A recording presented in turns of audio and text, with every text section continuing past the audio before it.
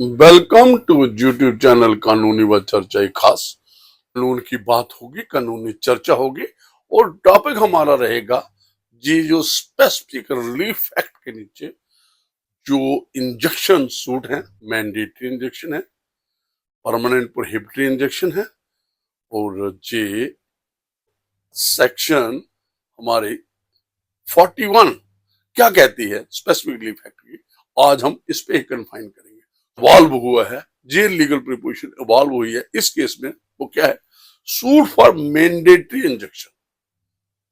तो mandatory injection होती है, जैसे आपने सुना होगा, रिट ऑफ मैडामस, कोई डायरेक्शन देनी है, सिविल कोर्ट डायरेक्शन देता है कि सी जब सूट फाइल होता है, जब उसका सारी प्रोसीडिंग कंक्लूड होती है, जजमेंट आती है, डिक्री होती है, तो उसमें तो इंजेक्शन डायरेक्शन क्या है? मैंडेट करता है कोई भी law court, civil court, supreme court.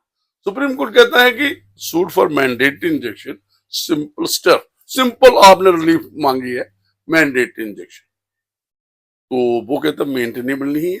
जहां कहीं टाइटल भी डिस्प्यूट में हो और अगर आप इस जजमेंट में आएंगे तो जजमेंट में पोजेशन की बात भी हुई है, तो आपके पास इक्वली एफिकेसियस रेमेडी अवेलेबल है, तो आपको वो भी अवेल करने चाहिए, वो भी रिलीफ आपको सीक करने चाहिए। ये बात है इसमें।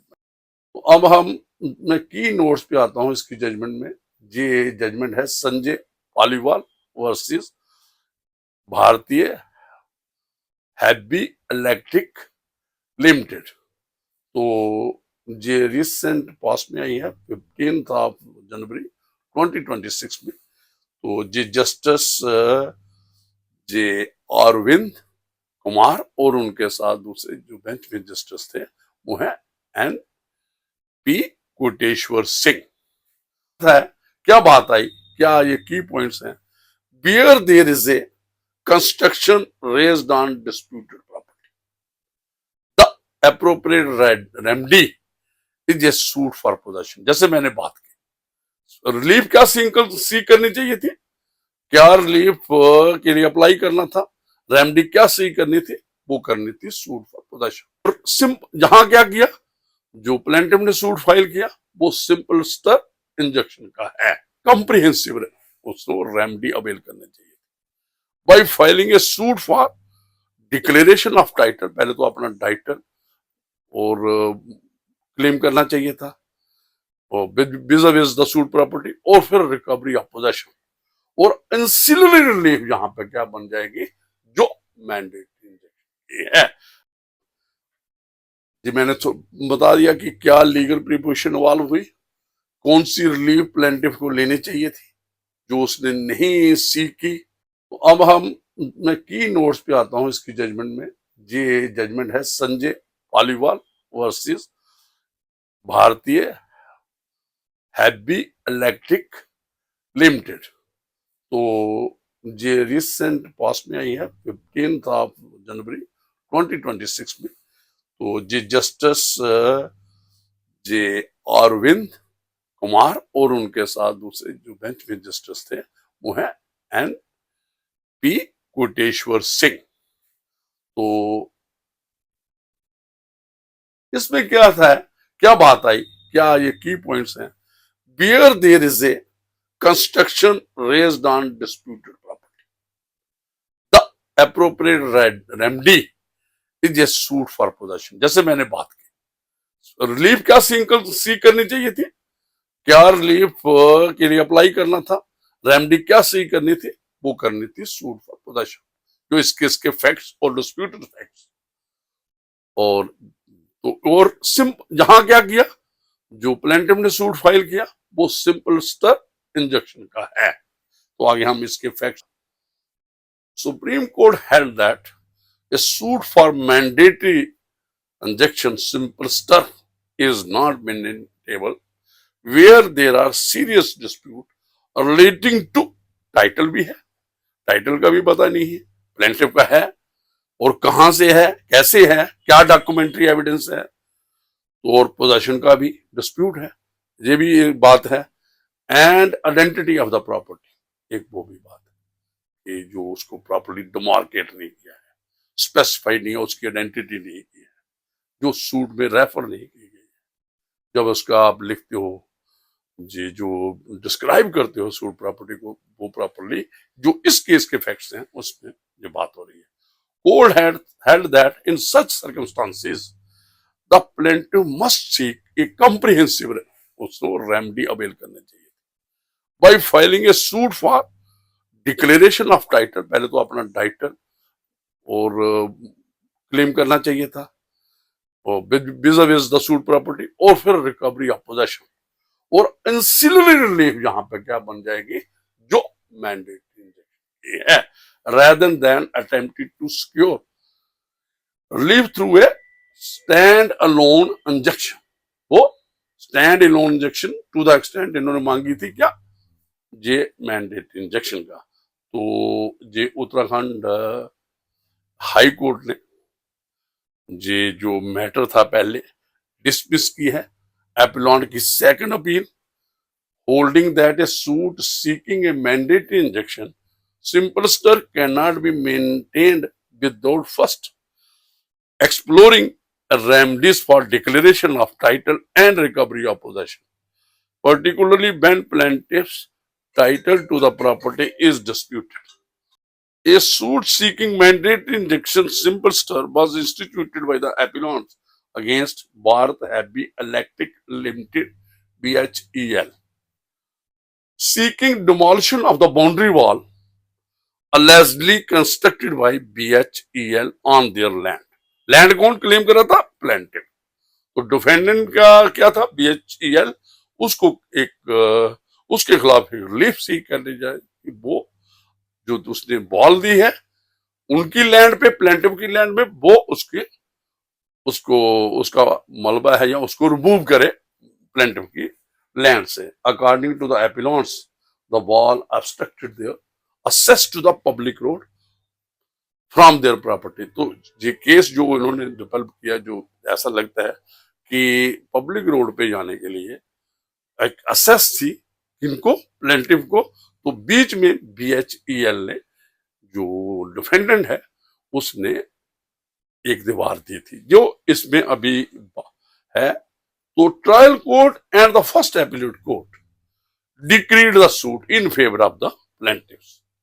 ट्रायल कोर्ट और फर्स्ट एपीलेट कोर्ट ने डिक्री, जब मैटर सेकंड अपील में आया तो हाई कोर्ट ने क्या कहा और उसी को अब हेल्ड रखा किसने, सुप्रीम कोर्ट ऑफ इंडिया ने। आगे बढ़ते हैं। Granted A mandatory injection directing the removal of the wall, जो बीच वाली वॉल जो क्लेम कर रहे हैं डिफेंडेंट की इलीगली कंस्ट्रक्ट की है और belongings to plaintiff. However, the High Court in a second appeal reversed these findings and dismissed the suit। तो दोनों कंकरेंट फाइंडिंग थी, फर्स्ट जो ट्रायल कोर्ट और फर्स्ट एपीलेट कोर्ट की, दोनों को सेट असाइड किया। तो होल्डिंग दैट, क्या लॉ पॉइंट क्या अवाल हुआ, लीगल प्रिपोजिशन इसमें क्या आई, that it was barred under section, ये सूट ही उन्होंने कहा कि बार्ड है। कैसे बार्ड है, कौन से प्रोविजन के तहत है, section 41H of Specific Relief Act 1963। Since a more efficacious remedy, क्यों उन्होंने कहा कि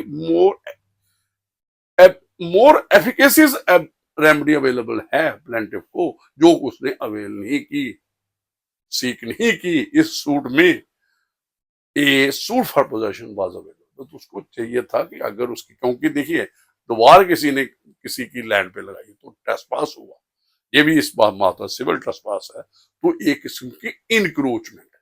तो इनक्रोचमेंट क्या है कि पोजेशन ऑफ जो डिफेंडेंट के बीएचईएल के पास है, तो ऑब्वियसली तो उसको पोजेशन भी लेना है। और जब जो एंसिलरी रिलीफ बन जाएगी, जो मैंडेटरी इंजेक्शन की रिलीफ सीख की गई है, तो section 41H of SRA Specific Relief Act was granting an injection if more effective legal remedies available, meaning courts will refuse an injection when a relief like a suit for possession other offers a simpler or more appropriate solution।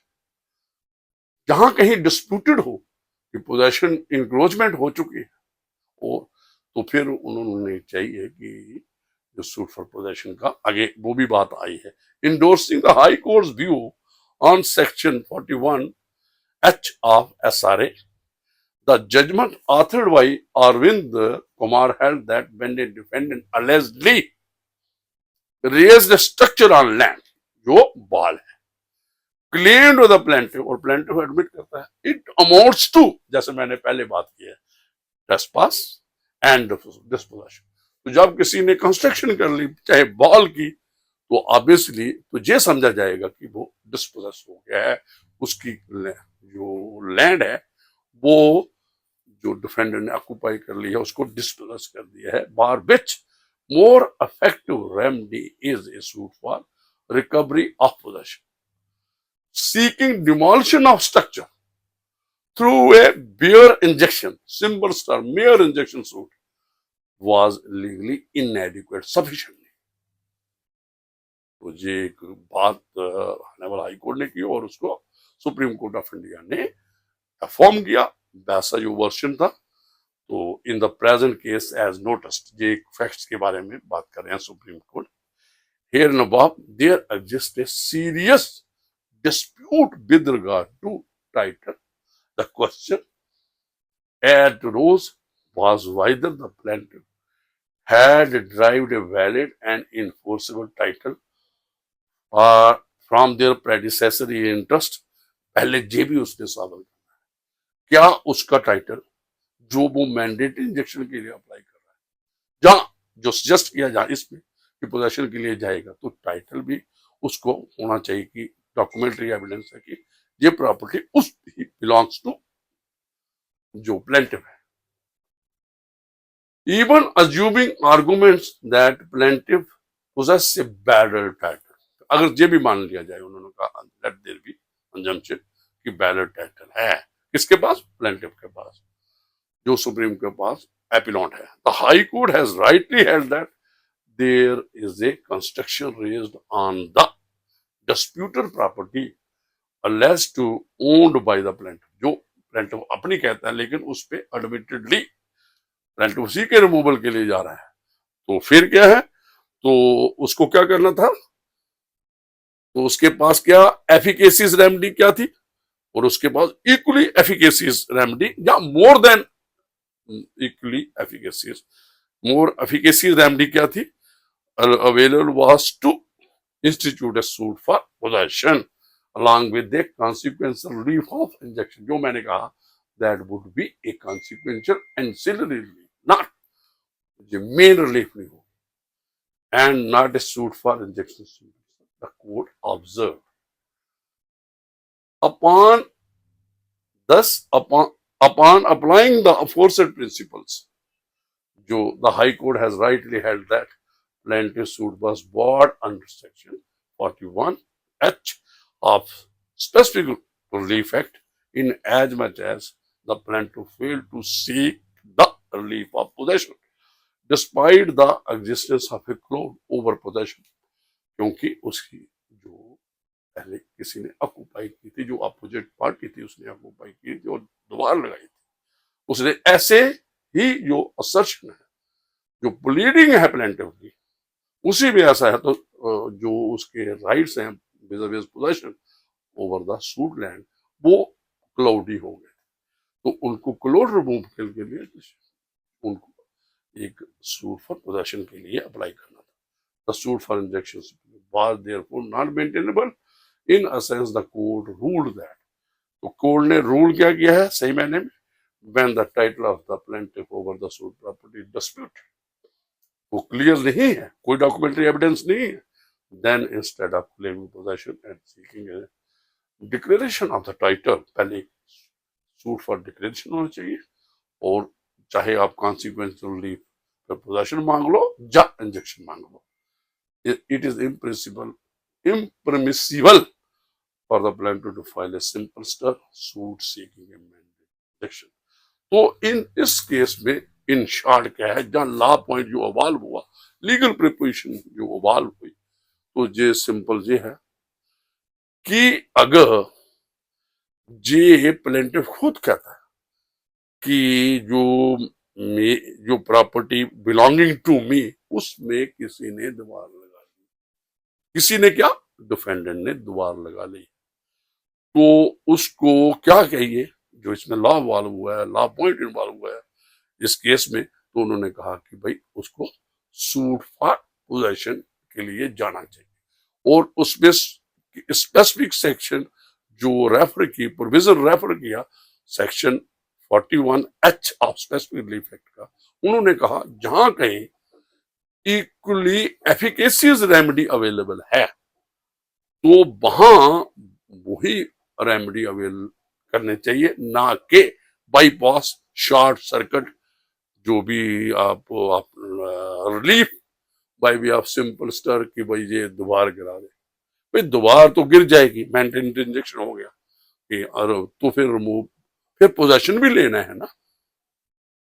और अगर possession encroachment हो चुकी है सूड land में तो, और title भी इस केस में जो बात आई है वो भी डिस्प्यूटेड था, तो बेटर कोर्स जो इसमें अवाल हुआ ला, उन्होंने कहा ये सूट ही बाढ़ है। ट्रायल कोर्ट और फर्स्ट एपलेट कोर्ट की कंकरेंट फाइंडिंग थी, लेकिन हाई कोर्ट ने सेकंड अपील में ये जो सब्सटेंशियल क्वेश्चन ऑफ लॉ को देखते हुए उसने कहा बाढ़ वाई ये लॉ है, और लॉ के प्रोविजन उन्होंने रेफर किए section 41H of specific relief act.